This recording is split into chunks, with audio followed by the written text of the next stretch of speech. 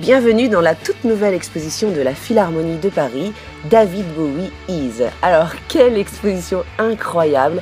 C'était un événement qui était très attendu à Paris, car l'exposition a déjà beaucoup voyagé dans le monde, en passant entre autres par Londres, Berlin ou Chicago. Et là, ça y est, elle est hébergée chez nous dans la flambant neuve Philharmonie. Alors, réaliser une exposition sur de la musique, c'est toujours une affaire un peu périlleuse, mais là, c'est du très très haut niveau. On en prend plein la vue et les oreilles, la scénographie est spectaculaire, avec des vidéos, du son, des animations, des décors qui recréent le Soho des années 60 ou carrément les atmosphères de concert. Ça faisait longtemps qu'on n'avait pas vu une aussi belle scénographie.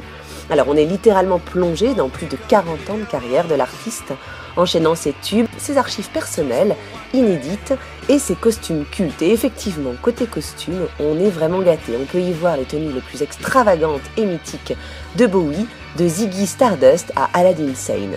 Et on réalise combien Bowie a su se réinventer au fil des années, aussi bien en termes de look que de musique.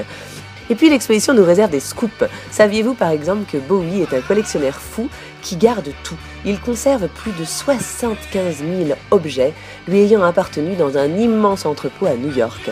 Et dans l'exposition, vous pourrez ainsi voir par exemple un mouchoir ayant essuyé son maquillage après un concert, les clés de son appartement berlinois, un fax reçu d'Elvis Presley pendant une de ses tournées, ou encore le plus petit objet de l'exposition, une cuillère à cocaïne qu'il gardait toujours sur lui. Et puis, le clou de l'exposition, c'est quand même cette salle incroyable avec une simulation sonore immersive en 3D. En fait, vous avez des extraits de concerts qui sont projetés sur des écrans géants tout autour de vous, en mode kaléidoscope, le son sort de partout, les costumes mythiques sont mis en lumière, on est véritablement plongé dans un concert live. C'est juste extraordinaire, on n'a pas du tout envie de partir, tellement on se sent bien.